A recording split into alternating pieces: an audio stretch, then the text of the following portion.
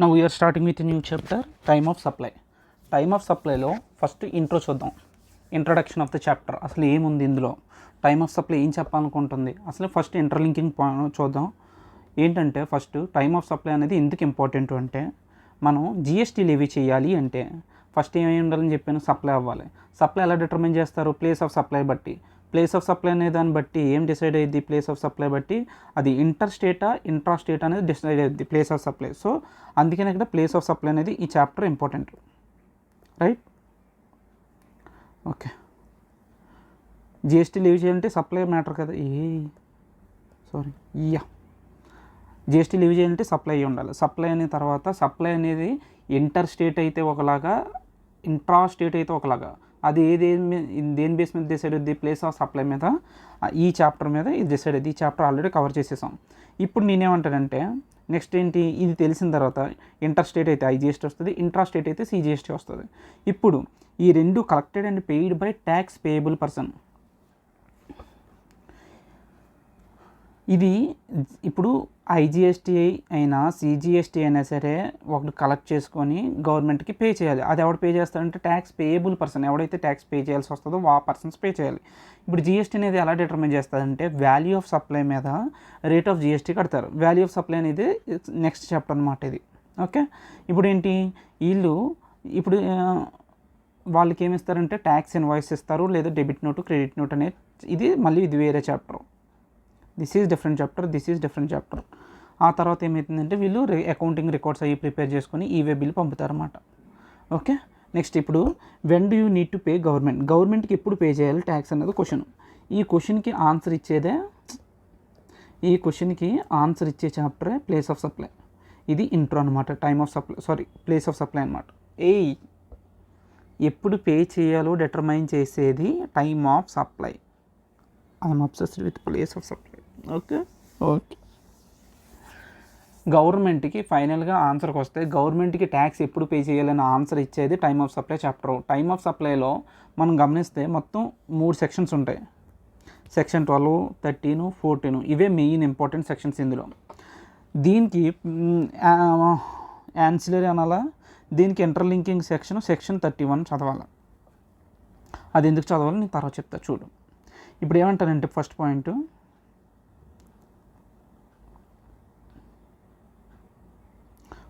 ఒకసారి chapter overview ఇస్తాను నేను. ఇప్పుడు గూడ్స్ అనే వాటి మీద టైమ్ ఆఫ్ సప్లై ఎలా డిటర్మైన్ అయ్యిద్ది, సర్వీసెస్ మీద ఎలా టైమ్ ఆఫ్ సప్లై డిటర్మైన్ అయ్యిద్ది.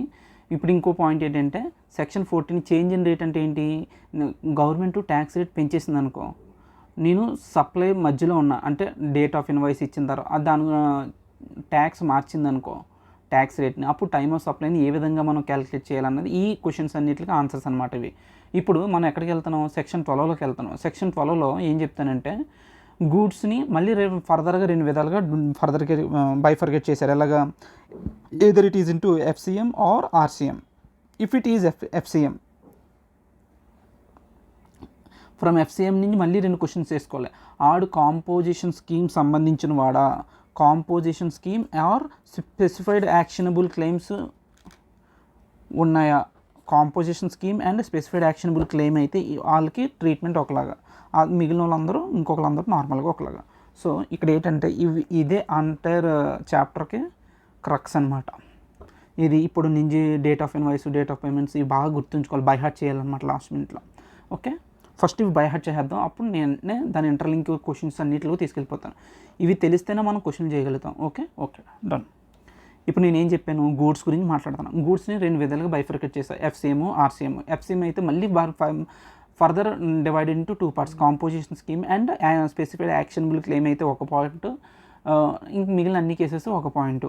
ఈ composition scheme and actionable claims levy అయిన చోట ఎలా డివైడ్ అయ్యింది, actual date of invoice, due date of invoice or date of payment whichever earlier. మిగిలిన అన్ని కేసెస్లో ఏమవుతుంది, డేట్ ఆఫ్ పేమెంట్ రాదు. So actual date of invoice or date of invoice whichever is earlier. ఇక్కడ point ఏంటంటే ఇక్కడ ఇది important గుర్తుంచుకో. ఏది, ఇక్కడ డేట్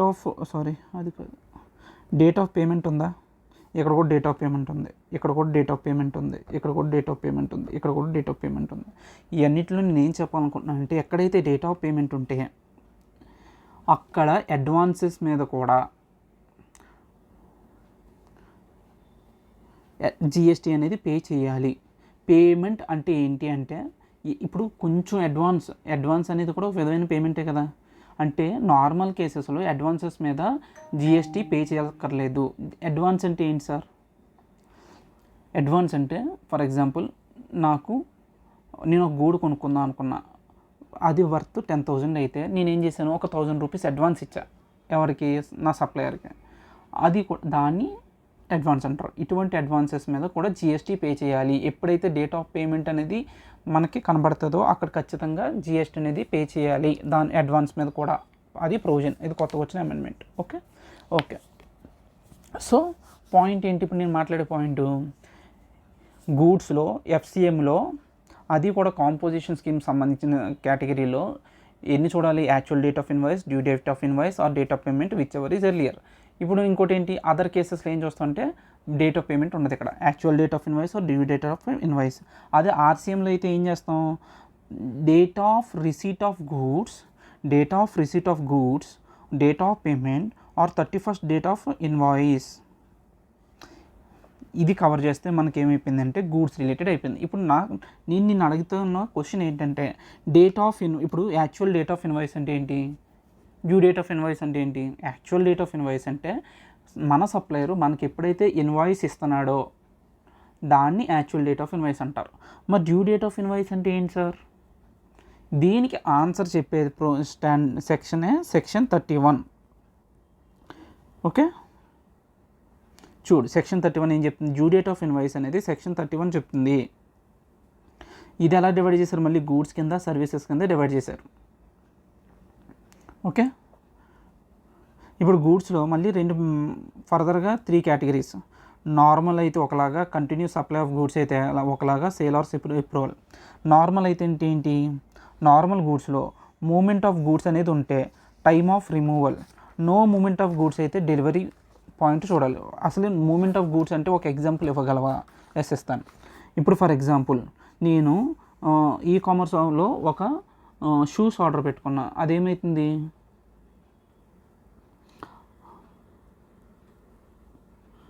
నాకు ఇంటికి తెచ్చిస్తాడు. అప్పుడు టైమ్ ఆఫ్ సప్లై అనేది ఏమైంది, ఇప్పుడు ఏమైంది 10th డేట్న వాడు ఈ కామర్స్ ఆపరేటర్ వాడు గోడౌన్స్లోంచి బయటికి తీస్తాడనమాట నాకు డెలివరీ ఇవ్వడానికి. 10th తీసుకొచ్చిన గూడ్స్ బయటికి గొడౌన్లోంచి నా ఇంటికి రావడానికి 15th డేట్ పడుతుంది. 15th నా దగ్గరికి వచ్చాయి గూడ్స్. అయితే ఇప్పుడు టైమ్ ఆఫ్ సప్లై అనేది ఏమవుతుందంటే డ్యూ డేట్ ఆఫ్ ఇన్వాయిస్ అనేది ఎప్పుడైతే టైమ్ ఆఫ్ రిమూవల్ అంటే ఏంటి, ఆడి షాప్ నుంచి ఎప్పుడైతే రిమూవ్ అవుతుందో అది డ్యూ డేట్ ఆఫ్ ఇన్వాయిస్ అనమాట. ఇందులో ఒకవేళ అలా కాదు, మనకి మనమే షాప్కి వెళ్ళి టీవీ కొనుక్కున్నాను మొన్న, ఒక ఎగ్జాంపుల్ టీవీ కొనుక్కున్నా, షాప్కి వెళ్ళి టీవీ కొనుక్కున్నా, అదేంటి supply does not involve movement of the goods. Movement of the goods అంటే నువ్వు ఎలా అనుకుంటావు, అది మనం క్యారీ చేయగలమా అన్నది పాయింట్ కాదు ఇక్కడ. మనం షాప్కి వెళ్ళి కొనుక్కుంటే does not involve movement of the goods. ఆ వాటంతకు అవే రావట్లేదు కదా, మనమే దాని దగ్గరికి వెళ్తున్నాం. సో ఇక్కడ ఏమైంది, షాప్ దగ్గరికి వెళ్ళాం, కొనుక్కున్నాం, షాపోడు మనకి ఎప్పుడైతే డెలివరీ ఇచ్చాడో గూడ్స్ అది డ్యూ డేట్ ఆఫ్ ఇన్వాయిస్ అవుతుంది. ఓకే, ఈ రెండిట్లో మనం నార్మల్ కేసెస్ గుర్తుంచుకున్నాం. ఆ తర్వాత ఏం చూసాం, అకౌంటింగ్ స్టేట్మెంట్. ఇప్పుడు అకౌంటింగ్ కంటిన్యూస్ దాంట్లో చూద్దాం. Date on which accounting statement is issued. ఒకసారి ప్యారలల్గా తీసుకెళ్తాను ఇక్కడ నుంచి, సగం అటు ఇటు కాకుండా.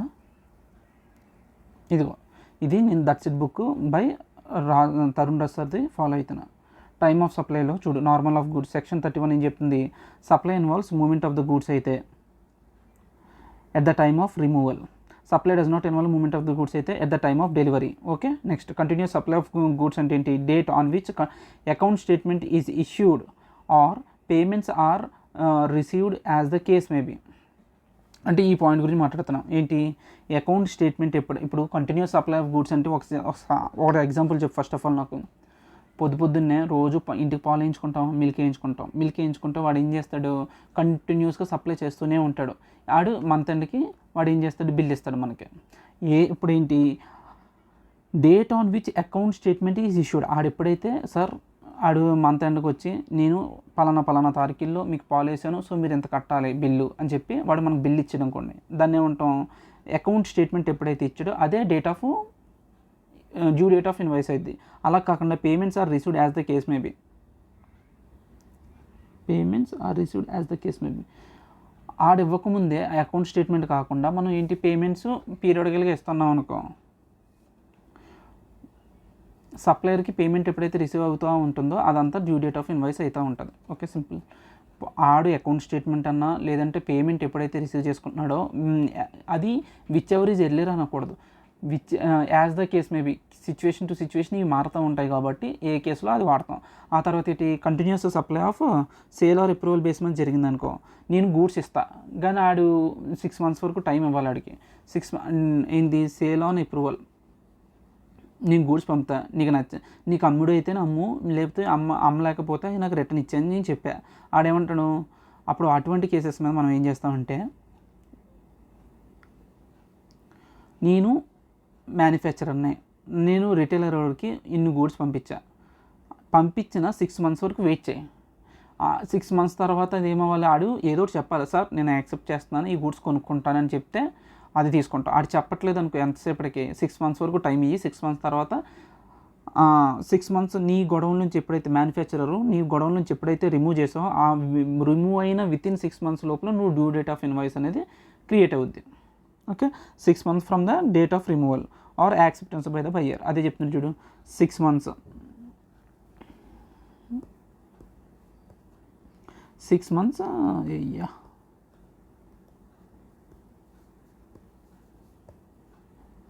6 months from the date of removal, date of supply, 6 months from the date of removal or date of supply, date of acceptance by the buyer, whichever is earlier. ఇక్కడ whichever is earlier తీసుకున్నాం అంటే goods point of మనం ఏం చూసాం, ఇది చాలా important. చూడు మళ్ళీ చెప్తున్నాను మొత్తం అంతా. డ్యూ డేట్ ఆఫ్ ఇన్వాయిస్ అనేది ఎలా డిటర్మైన్ చేస్తాము గూడ్స్ రిలేటెడ్లో నార్మల్ కేసులో అయితే ఒకలాగా. నార్మల్ కేసు అంటే ఏంటి, goods involve movement of the goods అయితే మూమెంట్ ఆఫ్ ద గూడ్స్ అప్పుడు ఏం చేయాలి, date of removal. Goods does not involve movement of the goods అప్పుడు ఏం చెప్తున్నావు, date of delivery, the time of delivery తీసుకుంటాం. ఇంకోటి ఏంటి, కంటిన్యూస్ సప్లై అయితే account statement or payment as the case maybe. ఆ తర్వాత సేల్ ఆర్ అప్రూవల్ బేస్ మీద అయితే 6 months from the date of removal are date of acceptance by the buyer, అదే date of supplier అయింది. ఓకే, ఇప్పుడు మనం ఏం చూసాం, గూడ్స్ అన్నిటికి చూసాం గూడ్స్ పాయింట్ ఆఫ్ వ్యూలో. ఇప్పుడు నెక్స్ట్ మనం ఎక్కడికి వెళ్తాం అంటే సర్వీసెస్ పాయింట్ ఆఫ్ వ్యూలోకి వెళ్తాం.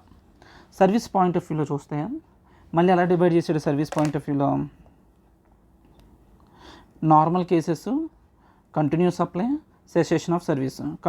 నార్మల్ కేసెస్లో ఏం జరుగుతుంది, బిజినెస్, బ్యాంకింగ్, ఇన్సూరెన్స్ వీటికి రిలేటెడ్ అయితే 45 days టైం ఇవ్వు, అదర్స్ అయితే 30 days టైం ఇవ్వు అని చెప్పాడు. అది ఒకసారి చూడు ఇక్కడ, నార్మల్ కేసెస్ అయితే బ్యాంకింగ్ సెక్టర్, ఇన్సూరెన్స్ అయితే 45 days from the date of completion. ఎక్కడి నుంచి ఇవ్వాలి, పని జరిగిన బ్యాంకింగ్ కూడా సర్వీస్ ప్రొవైడ్ చేసిన వితిన్ 45 daysలో డేట్ ఆఫ్ కంప్లీషన్ దగ్గర నుంచి క్యాలిక్యులేట్ చేస్తాం. అదే 45 days. మిగిలిన వేరే సెక్టర్స్ అయితే 30 days from the date of completion calculate చేస్తాం. అదే దాని తర్వాత ఏంటి, కంటిన్యూస్ సప్లై ఆఫ్ గూడ్స్ అయితే అసెర్టైనబుల్ అయితే, ఏం అసెర్టైనబుల్ అయితే, డ్యూ డేట్ ఆఫ్ ఇన్స్టాల్మెంట్ అనేది అసెర్టైనబుల్ అయితే, due date of instalment ascertainable from the contract such due date of instalment అంటే ఏంటి, ఇప్పుడు డ్యూ డేట్ ఎప్పుడు లోపల ఇన్స్టాల్మెంట్స్ అనేది ఈ డ్యూ డేట్ అనేవి కొన్నిటికి అసెర్టైన్మెంట్ అయ్యింది. ఇప్పుడు ఫర్ ఎగ్జాంపుల్ ఈఎంఐలు తీసుకున్నారా, ఈఎంఐ బిల్కి తీసుకున్న తర్వాత ఈ టైం కల్లా బిల్ పే చేయాలని వస్తుందా అంటే due date of the EMI loans గట్రా ఏమైంది, due date of the instalment is ascertainable, నువ్వు ఐడెంటిఫై చేయగలవు. అప్పుడు ఏం చేయమంటున్నాడు, డ్యూ డేట్ ఆఫ్ ఇన్స్టాల్మెంట్ ఎప్పటికల్లా ఇన్స్టాల్మెంట్ పే చేయాలి, అదే టైమ్ ఆఫ్ సప్లై అవుతుంది. అలాగే నువ్వు అసెర్టైనబుల్ చేయలేకపోతున్నావు, పేమెంట్ ఎప్పుడైతే సప్లై రిసీవ్ చేసుకుంటున్నాడో అదే టైమ్ ఆఫ్ సప్లై కింద రికాగ్నైజ్ చెయ్యి అని చెప్తున్నాడు. Due date of instalment not ascertainable from contract as and when the payment is received. Payment is linked to completion of an event as and when the event is completed. ఇక్కడ ఇంకో point చెప్తున్నాడు, payment కనుక link అయి payment కనుక completion of the ఈవెంట్కి link అయి ఉందనుకో, అప్పుడు ఎప్పుడైతే ఈవెంట్ కంప్లీషన్ ఆఫ్ ఈవెంట్ అనేది రికగ్నైజ్ అవుతుందో దాన్నే కన్సిడర్ చెయ్యి. ఏం చెప్పాం, కంటిన్యూస్ సప్లై ఆఫ్ సర్వీస్ అయితే అసర్టైనబులా, ఇన్స్టాల్మెంట్ అనేది అసర్టైనబుల్ అయితే డ్యూ డేట్ ఆఫ్ ఇన్స్టాల్మెంటు, కాదు అసర్టైనబుల్ కాదంటే date of payment. Date of payment అనేది కూడా నీకు డేట్ ఆఫ్ పేమెంట్ అనేది కంప్లీషన్ ఆఫ్ అన్ ఈవెంట్తో సంబంధం అయితే ఎప్పుడైతే ఈవెంట్ అవుతుందో అదే due date of invoice. As and when event is completed, ఎప్పుడైతే ఈవెంట్ కంప్లీట్ అవుతుందో అదే టైమ్ ఆఫ్ సప్లై అయింది. Cessation of services immediately upon cessation with respect to proportion of amount retained. అంటే ఇప్పుడు ఒక మూవీ యాక్టర్ ఏమవుతుంది, ఒక మూవీకి ఒప్పుకున్నారనుకో, అప్పుడు ఏమవుతుంది, ఆ తర్వాత మధ్యలో వాళ్ళకి వేరే ప్రాజెక్టులు కుదరక వాళ్ళు అగ్రిమెంట్ అక్కడితో బ్రేక్ చేసుకున్నారనుకో, లైక్ స్పాన్సర్షిప్ సర్వీసెస్ కానీ ఏమన్నా సరే, బ్రాండ్ అంబాసిడర్స్ కింద, అప్పుడు ఏం చేయాలంటే ఎప్పుడైతే అది ఎండ్ అయిపోతుందో అప్పటి వరకు వాడు ఎంతైతే రిసీవ్ చేసుకున్నాడో వాటి మీద ఎప్పుడైతే ఆ టర్మ్ ఎండ్ అయిపోతుందో వెంటనే వాడు టైమ్ ఆఫ్ సప్లై అనేది ఎరైజ్ అవుద్ది, ప్రొపోర్షనేట్ బేసిస్లో పే చేయాలి. ఓకే, ఇప్పుడు కమింగ్ టు ఇప్పుడు ఇవన్నీ ఎందుకు చెప్పాను, డ్యూ డేట్ ఆఫ్ ఇన్వాయిస్ అనేది ఎలా డిటర్మైన్ చేయాలని చెప్పాను. ఇప్పుడు నెక్స్ట్ మళ్ళీ point, going to the point. It is the continuous supply of service అంటే ఏంటి, a service which takes more than 3 months to complete and involves periodical payments obligations. 3 months వరకు time, which takes at least 3 months అనేది తీసుకోవాలి ఒక పని జరగాలంటే, and periodical payments ఉండాలంటే, అది దాని కంటిన్యూస్ సప్లై ఆఫ్ సర్వీస్ గురించి చెప్పాడు. ఇప్పుడు నెక్స్ట్ మనం ఎక్కడికి వెళ్తాను, time of supply section 12. Section 12 ఇప్పుడు ఏంటంటే నీకు ఒక డౌట్ రావాలి ఇక్కడ. ఏంటి డౌట్, నువ్వు ప్లేస్ ఆఫ్ సప్లై చెప్పేటప్పుడు కూడా సెక్షన్ 12 సెక్షన్ 13 అని చెప్పావు, రైట్. అక్కడ ఏంటి, యాజ్ పర్ IGST యాక్ట్ ప్రకారం మాట్లాడింది అది సెక్షన్ 12 నుంచి 13 వరకు. ఇక్కడ ఏంటంటే టైమ్ ఆఫ్ సప్లై ఇక్కడ కూడా 12, 13 సెక్షన్స్ వచ్చాయి కదా, ఇదేంటి, is the as per CGST act, అది గుర్తుంచుకో. Okay next coming to the point ఏంటి, 12 అనేది గూడ్స్, 13 అనేది సర్వీసెస్. గూడ్స్లో ఎన్ని రకాలు ఉంటుంది, మూమెంట్ FCM, RCM. FCMలో కాంపోజిషన్ స్కీమ్ సంబంధించి స్పెసిఫైడ్ యాక్షనబుల్ క్లెయిమ్స్ సంబంధించి అయితే ఏం చేయాలి, actual date of invoice, due date of invoice or date of payment whichever is earlier. అదే RCM రిలేటెడ్ అయితే ఫస్ట్ కాంపోజిషన్ స్కీమ్లో మాట్లాడో, నార్మల్ కేసులో ఏం మాట్లాడుతావు, డేట్ ఆఫ్ పేమెంట్ తీసే, actual date of invoice, due date of invoice. ఆ తర్వాత ఏం చెప్తున్నాడు, RCM కేటగిరీ అయితే డేట్ ఆఫ్ పేమెంట్ వచ్చింది. ఇప్పుడు RCM అంటే ఏంటి, మనం రివర్స్లో మనం పే చేస్తాం, రిసిపియంట్ పే చేస్తారు కాబట్టి రిసిపియంట్ ఎప్పుడైతే గూడ్స్ రిసీవ్ చేసుకున్నాడో date of receipt of goods, date of payment or 31st date of invoice. Okay, ఇక నేనేం చెప్పాను, ఇక్కడ డేట్ ఆఫ్ పేమెంట్ అనేది ఉంది కాబట్టి ఈవెన్ హియర్ ఈ కాంపోజిషన్ స్కీమ్ ఈ పాయింట్లో అడ్వాన్సెస్ మీద కూడా వాడు ఏం చేయాలి, GST పే చేయాలి. ఈ 2 కేసెస్లో GST పే చేయాలంటే నార్మల్ కేసెస్లో పే చేయడం మనం మళ్ళీ ఇక్కడ పే చేస్తాడు, అదే చెప్తారు చూడు. ఇక్కడ time of supply in case of forward charge mechanism section 12 subsection 2 మాట్లాడుతుంది. In case of person opting for composition scheme and specified actionable claims, time of supply is actual date of invoice, due date of invoice or date of payment whichever is earlier. GST payable on advances in case of goods covered under FCM. Other కేసెస్లో actual date of invoice, due date of invoice whichever is earlier. GST not payable on advances in case of goods covered under FCM. ఈ section మనం ఇక్కడే cover చేసాం. Okay,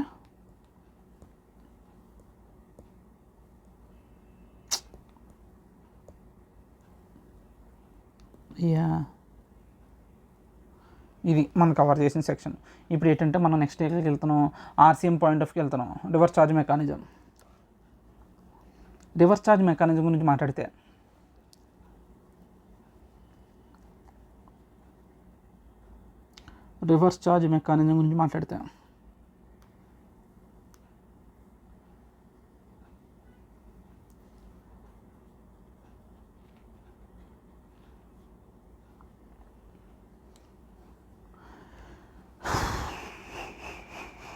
goods point of వ్యూలో handle చేద్దాం. మొత్తం ఇదంతా goods కదా, ఈ గూడ్స్ అంతా హ్యాండిల్ చేద్దాం.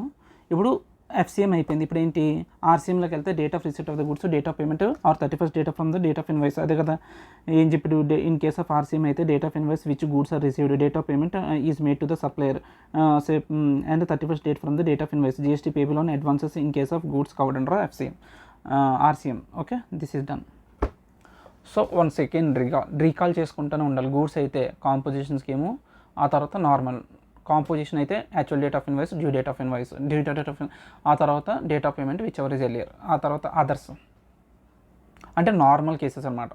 Actual date of invoice, due date of invoice whichever is earlier. ఆ తర్వాత పక్కనే ఉంది ఆర్సీఎంలో ఏముంది, గూడ్స్ ఎప్పుడు రిసీవ్ చేసుకున్నాను, పేమెంట్ ఎప్పుడు పే చేశాను, 31st date from the date of invoice.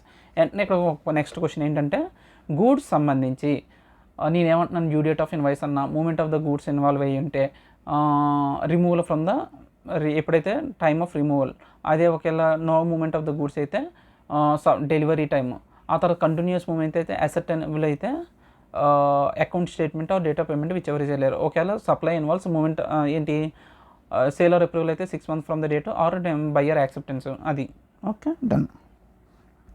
ఇప్పుడు before going to the second topic I wanted to do few questions on this topic. Let's go to study material లో first question చూద్దాం. Okay, Kanchenjunga private limited supplies taxable goods to Sutlej. Okay, వీడు సట్లజ్కి ఏదో ఇచ్చాడు, ఎంత 2,50,000. ఎప్పుడు ఇచ్చాడు, 23rd June ఇచ్చాడు. ఏంటి 23rd June ఏం జరిగింది, గూడ్స్ అనేది సప్లై జరిగింది. Okay, issues the invoice on 25th June. 25th June ఏదో ఇన్వాయిస్ ఇచ్చాడు. ఒక్కసారి క్వశ్చన్ ఇక్కడ తాపు, నేను ఒకసారి సప్లైస్ ట్యాక్సబుల్ గూడ్స్ అన్నాడు, అంటే గూడ్స్ అనగానే సెక్షన్ 12లో మళ్ళీ ఇప్పుడు ఏంటి, డ్యూ డేట్ ఆఫ్ ఇన్వాయిస్ అనేది కావాలి అనుకుంటే ఏం చేసుకుంటే ఎప్పుడు లోపల ఇవ్వాలి, నార్మల్గా డ్యూ డేట్ ఆఫ్ ఇన్వాయిస్ అన్నది ఎప్పుడైతే supply involves movement of the goods at the time of removal. ఎప్పుడు ఆడు గూడ్స్ ఇక్కడ సప్లైస్ ట్యాక్సబుల్ గూడ్స్ ఇప్పుడు 23rd June కాబట్టి డ్యూ డేట్ ఆఫ్ ఇన్వాయిస్ అనేది 23rd June కల్లా ఇచ్చేయాడు. Okay, issues the invoice on 25th June.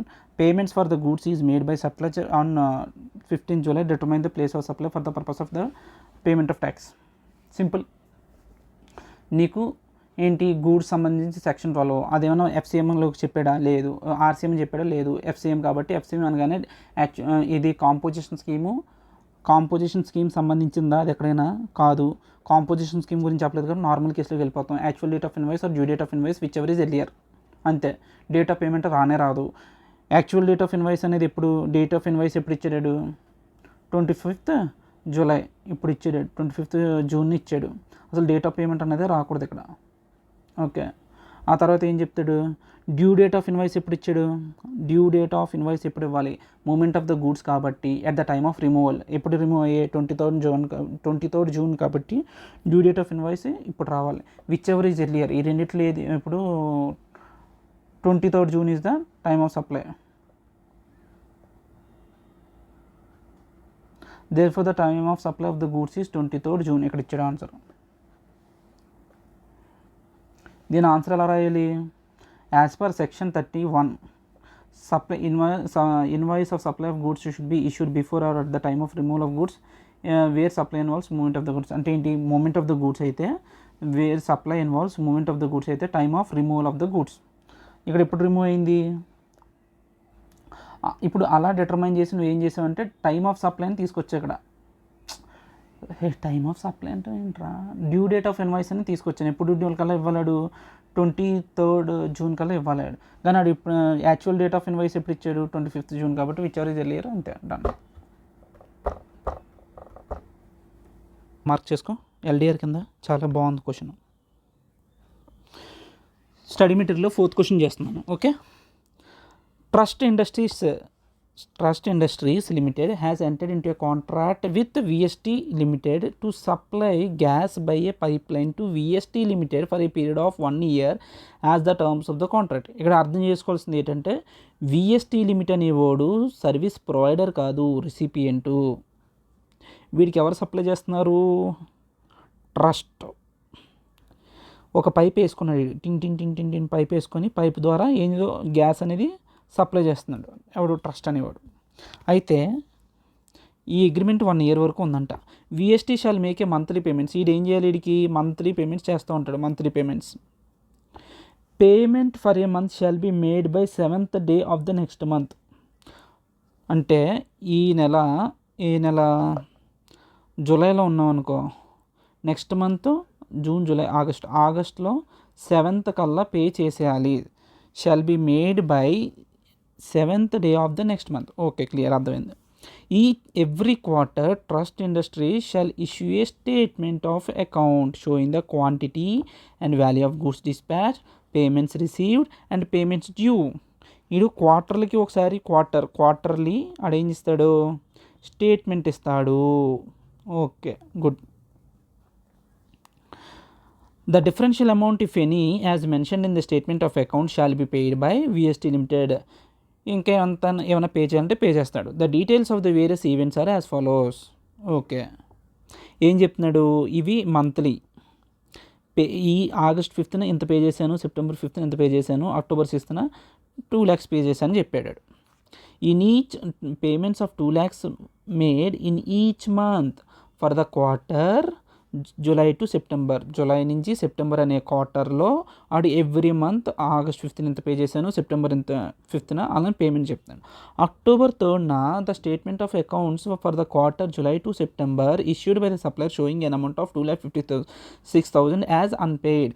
Supplier ఎవడు, trust అనేవాడు క్వార్టర్లీ స్టేట్మెంట్ ఇష్యూ చేసినప్పుడు ఏమంటున్నాడంటే, ఇది ఎప్పుడు ఇష్యూ చేశాడంట, అక్టోబర్ 3న ఇష్యూ చేశాడు.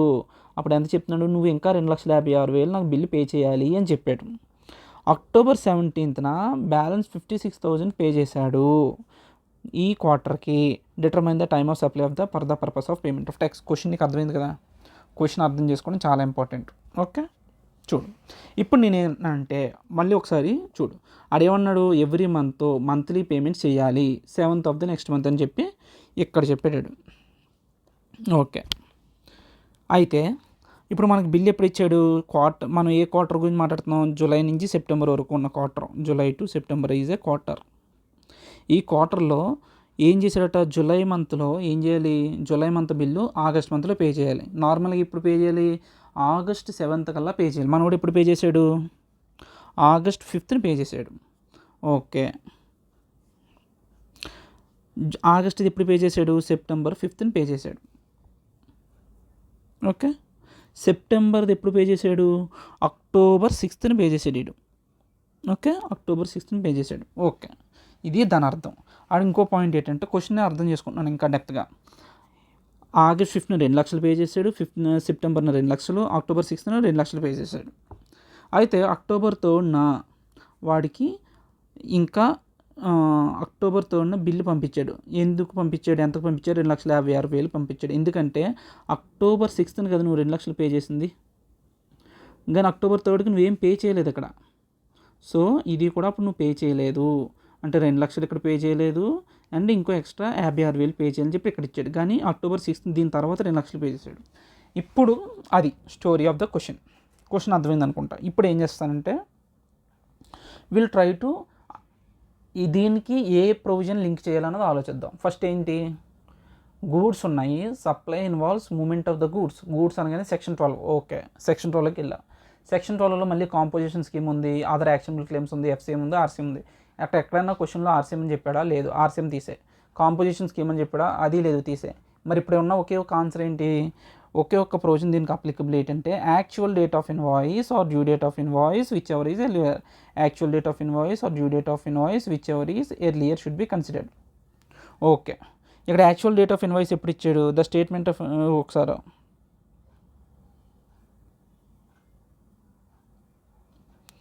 ఎప్పుడు ఇచ్చాడు actual date of invoice, date of payment 56,000 supplied is the statement of accounts for the quarterly supplied 2,56,000 అని చెప్పి ఇప్పుడు ఇచ్చాడు. October 6th ఇచ్చాడు అనుకుంటాను రా, October 6th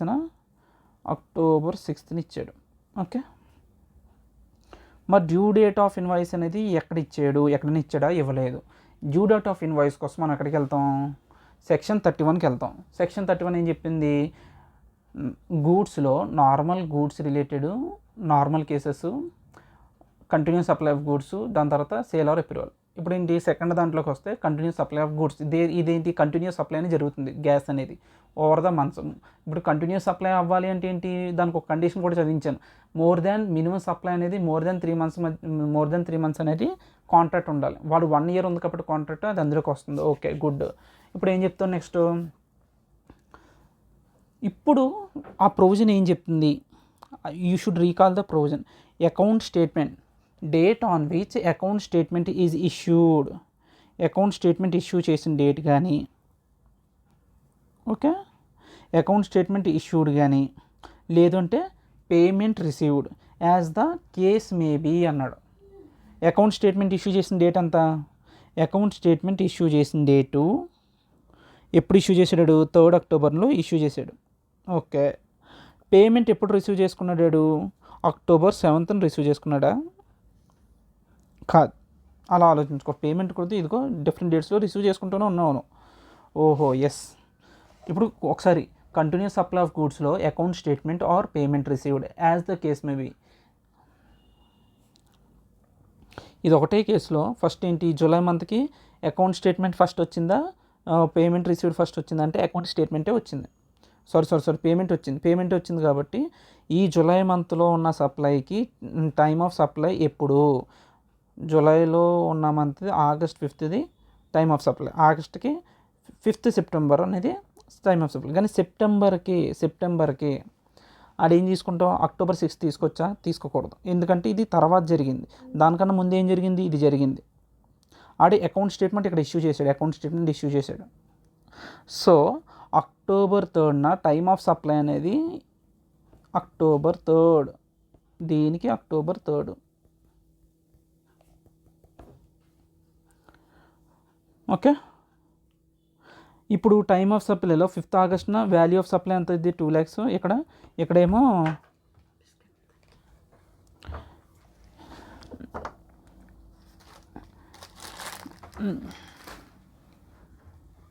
ఇక్కడ ఏం చెప్తున్నాను నేను, సారీ చిన్న ఇంటరప్షన్స్ ఉంది. 2 lakhsకి time of supply 5th August, ఇంకో 2 lakhsకి ఏమో 5th September. కానీ ఇక్కడ 2,56,000కి టైమ్ ఆఫ్ సప్లై అనేది 3rd October. అదే ఆన్సర్. ఇప్పుడు చూడు ఒకసారి ఆన్సర్ చదువుతాం. ఏం చెప్తున్నాడు ఇక్కడ ఆన్సర్లో? 31/4 గురించి మాట్లాడాడు. అదేంది కంటిన్యూస్ సప్లై ఆఫ్ గూడ్స్లో ఏం చేయమంటున్నాడు? Account statement, successive statements of account, date of invoice అనేది is issued before or at the time of such statement is issued or as the case may be each payment is received. Account statement కానీ payment కానీ ఏదైతే receive చేసుకుంటాం దాని base మీద as the case may be చూసుకో అన్నాడు. Okay, మామూలుగా whichever is earlier అన్న పాయింట్ ఆఫ్ వ్యూలో చదవకూడదు, కానీ మరి అంతే కదా, ఇక్కడ ఎర్లియర్ పాయింట్ ఆఫ్ వ్యూని చూసినట్టు. ఓకే, నెక్స్ట్ ఏంటి? కేస్ టు కేస్ డిఫర్ అయింది కదా ఫస్ట్ పేమెంట్ అలా. ఓకే, దేర్ ఫోర్ ఇన్వాయిసెస్ ఇప్పుడు 2 lakhsకి 5th August, September 5th monthly payments 2 lakhs are received. Okay, receive చేసుకున్నాను చెప్తున్నాను. డిఫరెన్షియల్ పేమెంట్ 2,56,000 అనేది అకౌంట్ స్టేట్మెంట్ ఇష్యూ చేసేది. దీనికి account statement was issued. Thus assuming that the invoice is issued on August 5th. ఇప్పుడు ఏం చెప్తున్నారు? డ్యూ డేట్ ఆఫ్ ఇన్వాయిస్ అనేది ఎలా డిటర్మైన్ చేసాడు? Time of supply for the purpose of payment of tax will be August 5th, September 5th respectively for the goods value 2 lakhsకి each. And అక్టోబర్కి ఎంత ఇచ్చాడు? October 3rdకి 2,56,000 మీద టైమ్ ఆఫ్ సప్లై ఇచ్చాడు. Okay, clear. నెక్స్ట్ క్వశ్చన్ ఏంటంటే question number 10. Andes private limited registered supplier మీద ఉంది ఈ క్వశ్చన్. ఓకేనా, ఈ క్వశ్చన్ కూడా LDR క్వశ్చనే, చాలా బాగుంటుంది, తెక్కగా ఉంటుంది. ఓకే, చూద్దాం. Andes private limited a registered supplier manufactures product A and product B while A is taxable under forward charge, B is taxable under reverse charge. Okay, the following details are provided in relation to the 2 individual supplies of the product A and B made by the company. ఏం చెప్తున్నాడు? ఒకటేమో forward charge, ఇంకోటేమో reverse charge, goods related. Provision చెప్పి ఒకసారి recall చేసుకో. Provision ఏం చెప్తుంది? FCM అయితే, నార్మల్ కేసు అయితే, ఏ కాంపోజిషన్ అయితే actual date of invoice, due date of invoice, date of payment whichever is earlier. అది కాదు, ఆ సెగ్మెంట్లోకి వెళ్దేది అనుకుంటే ఏంటి? Normal case actual date of invoice, due date of invoice whichever is earlier చూస్తాం.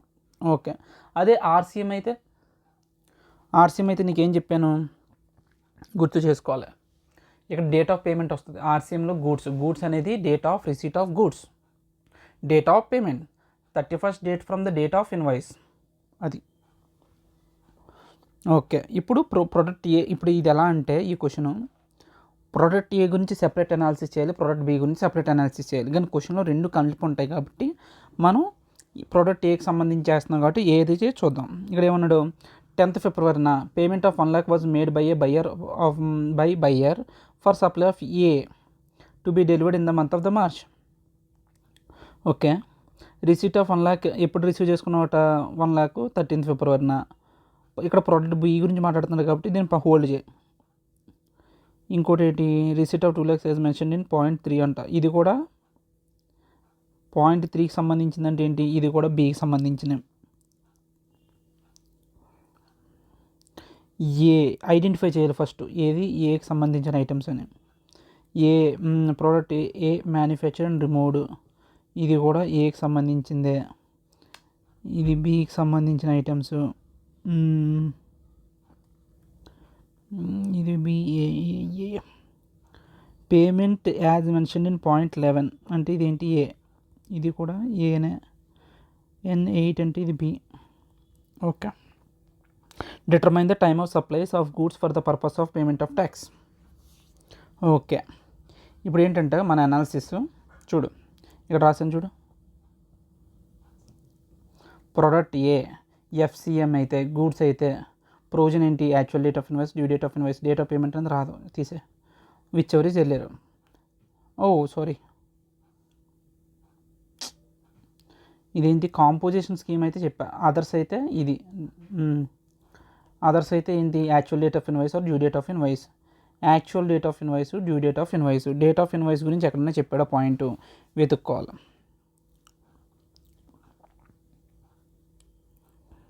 Product A మీద కదా, ఏ product manufacture removed, product A receipt of goods. ఇది ఎక్కడ ఇచ్చాడు చూడు, ఇన్వాయిస్ ఆఫ్ ఎంతట, invoice of 2 lakhs issued by for supply చేసినందుకు 2 లక్షలకి ఇన్వాయిస్ ఇచ్చాను. ఎప్పుడు ఇచ్చావు, 4th March ఇచ్చాను. Actual date of invoice. మరి డ్యూ డేట్ ఆఫ్ ఇన్వాయిస్ అనేది ఎంత తెలియదు. ఇక్కడ డ్యూ డేట్ ఆఫ్ ఇన్వాయిస్ అనేది ఇప్పుడు ఎలా డిటర్మైన్ చేయాలి, I don't know the due date of invoice, right. Due date of invoice అనేది డిటర్మైన్ చేయాలంటే నీకున్న ప్రొవిజన్ ఏంటి, supply involves movement of the goods అయితే at the time of removal, does not involve movement of the goods అయితే at the time of delivery. ఇక్కడ ఇది చెప్తున్న చూడు, payment of goods made by the supply delivered to the month in the month of the month. Delivered అన్న point చెప్తున్నాడు. ఇప్పుడు delivery కానీ removal కానీ ఎప్పుడు జరిగిందో గమనించాలి. ఎగ్జామ్లో ఇలాగే ఉంటుంది మరి క్వశ్చన్, చెప్పలేం డైరెక్ట్గా. ఏకి సంబంధించిన రిమూవల్ ఎప్పుడు జరిగింది, ఎప్పుడు జరిగిందంటే ఇదిగో చూడు, product A manufactured and removed, అది మూమెంట్ ఆఫ్ ద గూడ్స్ అయితే at the time of removal చూడాలి, రైట్.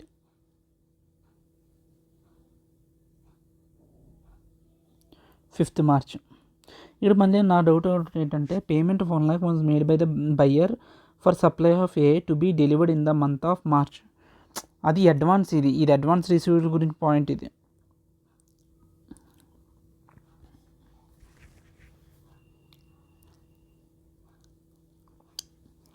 అంటే ఇందులో అడ్వాన్స్ ఉంది కదా. నార్మల్ కేసులో అడ్వాన్స్ గురించి ఏమైనా చెప్తాడా అంటే, మనం ఈ కేసులో ఉన్నారా, ఇక డేట్ ఆఫ్ పేమెంట్ అనేది ఉందా, లేదు. డేట్ ఆఫ్ పేమెంట్ ఉన్న చోట అడ్వాన్స్ గురించి మాట్లాడాలి. యాక్చువల్లీ ప్రోడక్ట్ ఏలో అడ్వాన్స్ గురించి మాట్లాడుతున్నాడు, కానీ మనకి ప్రొవిజన్లో ఎక్కడ కూడా డేట్ ఆఫ్ పేమెంట్ లేదు కాబట్టి అడ్వాన్స్ గురించి పట్టించుకోకర్లే. మనకి రిమూవల్ ఎప్పుడు జరిగింది, గూడ్స్ అనేవి 5th March రిమూవల్ జరిగింది. అయితే నేను 5th March చేసుకుంటా, ఓకే. ఇప్పుడు actual date of invoice or due date of invoice whichever earlier అన్నాడు. అంటే ఇప్పుడు ఎంత, 4th March is the answer. Time of supply is the 4th March. Okay. ఇప్పుడు ఒకసారి దానికి రిలేటెడ్ ఆన్సర్ చదువు. 10th క్వశ్చన్లో సెక్షన్ 31 ఏం చెప్తుంది, ఇన్వాయిస్ హ్యాస్ బీన్ ఏంది also important note that relief ఏంది చెప్తున్నాడు. సెక్షన్ 12(2) గురించి మాట్లాడాడు. ఎర్లియర్ ఆఫ్ ద అన్నాడు. Date of invoice or last date, due date of invoice whichever is earlier అన్నాడు. అదే లాస్ట్ డేట్ అన్న డ్యూ డేట్ అన్న ఒకటే. ఆ తర్వాత ఏం చెప్తున్నాడు దీనికి, outward supply of goods at the time of supply specified in the అదంతా సోది. Also it is important to note that relief of not paying GST at the time of receipt of advance is leviable is not paying GST. అసలు అడ్వాన్సెస్ మీద ఇక్కడ GST అనేది levy చేయమని చెప్తున్నాడు, అది తెలిసిందే. Therefore, time of supply of the product A is taxable under forward charge మీద 4th March being the date of issue of invoice. However, the time of supply of product B is okay. Time of supply అనేది product A మీద అంత చెప్పాడు 4th March. Okay, so we are clear up to product A. Now we are going to product B. Okay, right. Product B అనేది RCM కాబట్టి వెంటనే RCM యొక్క provisions గుర్తు తెచ్చుకోవాలి. ఆర్సీఎం ప్రొవిజన్స్ ఏం చెప్తున్నాయి, come on recall. Date of receipt of goods, date of payments or 31st date from the date of invoice దగ్గర calculate చేసుకుంటాం. ఓకే, ఇక్కడ డేట్ ఆఫ్ పేమెంట్ అనేది ఉంది కాబట్టి అడ్వాన్స్ మీద కూడా మనం ఆన్సర్ చేయాల్సి వస్తుంది. ఆడ ఎక్కడైనా అడ్వాన్సెస్ తీసుకున్నాడా అన్నది మళ్ళీ వెతుక్కోవాలి. ఇప్పుడు ప్రోడక్ట్ బి రిలేటెడ్ కంటెంట్ వెతుక్కుంటాం. ఇక్కడ ఏం చెప్తున్నాడు చూడు, ఇది ఇక్కడ payment of 2 lakhs made by supplier of B to be delivered in the month of March. Advance ఎంత పే చేశాడట, 2 lakhs పే చేశాడట. ఓకే, అంటే అడ్వాన్స్ 2 lakhs ఉంది. ఓకే, అది క్లియర్. ఇక్కడ అడ్వాన్స్ గురించి చెప్పాడు 2 lakhs.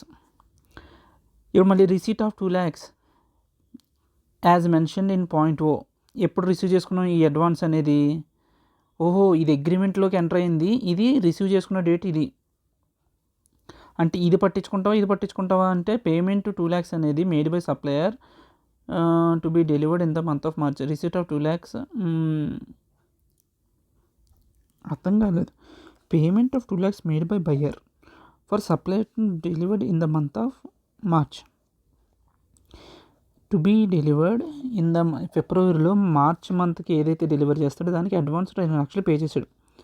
అయితే మనం ఎంత చేసాం, as mention in the point above. ఇప్పుడు రిసీట్ ఆఫ్ 2 lakhs అనేది 20th February జరిగిందా, ఆడప్పుడు చేస్తాను ఇప్పుడు పేమెంట్ రిసీవ్ చేసుకోవడం ఏంది, నాకు అర్థం కాదా. ఓకే, ఒకసారి ఇది చిన్నది అండర్స్టాండింగ్లో రాంగ్ వచ్చింది, ఏమీ లేదు. ఇక్కడ మామూలుగా ఏమన్నాడు, 11th Marchన invoice of 4 lakhs was issued for supply of B. Supply of బికి మొత్తం 4 lakhs ఇన్వాయిస్ ఇష్యూ చేస్తే ఆడు ఫిబ్రవరి మంత్లోనే అడ్వాన్స్ కింద డెలివర్డ్ ఇన్ ద మార్చ్ మంత్లో ఏదైతే డెలివరీ చేస్తామో దానికి 2 lakhs అడ్వాన్స్ రూపంలో పే చేశాడు. అయితే మిగిలిన బ్యాలెన్స్ 20th Marchన receipt of 2 lakhs as mention. ఇంకా మిగిలిన బ్యాలెన్స్ ఇప్పుడు 4 lakhsలో ఇంకో 2 lakhs బ్యాలెన్స్ ఉంది కదా, అదేమో 20th February పే చేశాడు. ఓకే, అది అండర్స్టాండింగ్. ఇప్పుడు నేనేం చెప్తానంటే అడ్వాన్స్ ఉంది, బ్యాలెన్స్ ఉంది. అడ్వాన్స్ ఎంత 2 lakhs, బ్యాలెన్స్ ఏమో 2 lakhs. ఓకే, మనకి ఇప్పుడు ఏంటంటే date of receipt, date of payment, 31st date from the date of invoice, ఇవి ఐడెంటిఫై చేయాలి. మనకి గూడ్స్ ఎప్పుడు రిసీవ్ చేసుకున్నాం, ఇప్పుడు ఎక్కడి దాకా చదివాను నేను, ఈ పాయింట్ దాకా చదివాను. ఈ రెండు ఏ పాయింట్ మీదలే, ఇవి పేమెంట్ల గురించి మాట్లాడాడు. ఈ రెండు ఏకి సంబంధించింది. Product be manufactured and removed, ఇది ఎప్పుడు ఉపయోగపడుతుంది అంటే డ్యూ డేట్ ఆఫ్ ఇన్వాయిస్కి ఉపయోగపడవచ్చు. రైట్, పక్కన పెడితే సరే, అప్పుడు due date of invoice first కనిపెట్టుకోవచ్చు. డేట్ ఆఫ్ ఇన్వాయిస్ అన్నది లేదు, డ్యూ డేట్ ఆఫ్ ఇన్వాయిస్ ఇక్కడ అక్కర్లేదు కదా, ఇది మనకు అనవసరం. ఇట్స్ ఇర్రెలవెంట్ పాయింట్ ఇక్కడ. ఇదేంటి, రిసీట్ ఆఫ్ ప్రోడక్ట్ బి, ఎప్పుడు రిసీవ్ చేసుకున్నాం ప్రోడక్ట్ని, బీనా 23rd Marchన రిసీవ్ చేసుకున్నాం. అది ఇంపార్టెంట్ కాబట్టి ఇక్కడ రాసుకుంటాం 23rd Marchన. డేట్ ఆఫ్ పేమెంట్ ఎప్పుడు జరిగింది, ఫస్ట్ 2 lakhs అనేది అడ్వాన్స్ అనేది 17th February జరిగింది, 17th February. ఆ తర్వాత బ్యాలెన్స్ 20th February.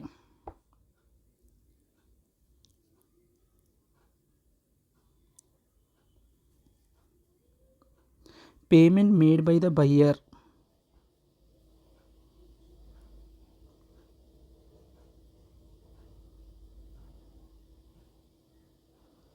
ఓకే, ఇది సింపుల్, నువ్వు ఎంత లాజిక్ ఆలోచించకు కానీ. ఓకే, ఇది అడ్వాన్సే కానీ మనం రిసీవ్ చేసుకున్న డేటు 2,20,20th ఫిబ్రవరిన. ఓకే, ఇప్పుడు అది అక్కర్లేదు, అది ఆ పాయింట్ పక్కన పెడితే టైం అయిపోతుంది. ఇక్కడ ఏం చెప్పాడు, payment made by the buyer. అంటే బ్యాలెన్స్ డబ్బులే కదా పే చేస్తాడు, ఆల్రెడీ 2 లక్షలు అక్కడ పే చేస్తాడు కాబట్టి ఏప్రిల్లో మిగిలిన బ్యాలెన్స్ ఇక్కడ కట్టాడు. నెక్స్ట్ ఇప్పుడు 31st date from the date of invoice. Date of invoice అనేది ఎప్పుడు జరిగింది, 11th మార్చిన జరిగింది. అయ్యో, 11th మార్చిన ఇన్వాయిస్ ఎంత, 4 lakhs was issued for supply of B. 11th మార్చిన డేట్ ఆఫ్ ఇన్వాయిస్ అనేది 11th మార్చిన. దానికి 31st date from the date of invoice అన్న. డేట్ ఆఫ్ ఇన్వాయిస్ అనేది ఈ 11th మార్చ్ అయితే దానికి 31 days యాడ్ చేయి. 31 days యాడ్ చేస్తే ఎంత వస్తుంది, 11 + 31. 11 + 31 గివ్స్ యూ 42. మొత్తం 42 days. అయితే మార్చ్ 2 days ఉంటాయి, 31 days ఉంటాయి, తీసేస్తే ఎంత ఉంది, ఇంకా -31 చేస్తే 11th of April. 11th April is the due date. అదే 11th April అన్నమాట. ఓకే, ఇక్కడతో అయిపోయినంటే ఇప్పుడు విచ్ ఎవర్ ఈజ్ ఎర్లియర్ చూసుకుంటాం. అడ్వాన్స్ సంబంధించిన విచ్ ఎవర్ ఈజ్ ఎర్లియర్ అంటే ఇప్పుడు మార్చు, ఫిబ్రవరి అనేది ఎర్లియర్. సో ఇక్కడ పాయింట్ 17th ఫిబ్రవరి అనేది ఎర్లియర్. బ్యాలెన్స్ అమౌంట్కి మార్చు, ఏప్రిల్, 23rd మార్చ్ అనేది టైమ్ ఆఫ్ సప్లై అవ్వాలి. ఇప్పుడు ఏం చెప్తున్నాడు చూడు.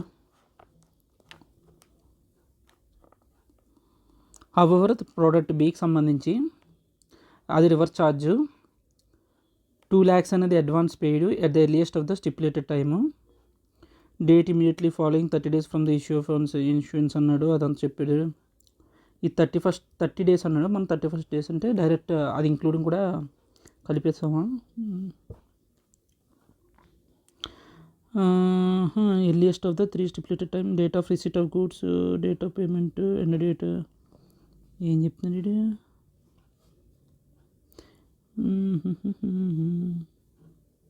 ద డేట్ ఆఫ్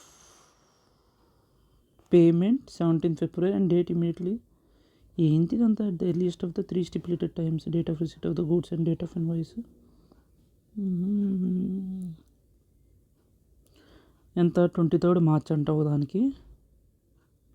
ఇంకో దానికి ఎప్పుడు ఇచ్చాడు, the date of dates earliest of the 3 stipulated dates namely. ఓహో, ఇక్కడ ఇచ్చాడు రా, 17th February. చూడు, which is taxable under reverse charge, that is 17th February to the extent of 2 lakhs paid as an advance. అడ్వాన్స్కి ఏమో 17th February ఇచ్చాడు, and receipt of goods in the date of, and for the balance 2 lakhs time of supply అనేది 23rd March. ఫిబ్రవరి అడ్వాన్స్కి, దీనికి ఇది. Okay, this is the analysis. Next వీడియోలో మనం services related and rate of change గురించి discuss చేద్దాం.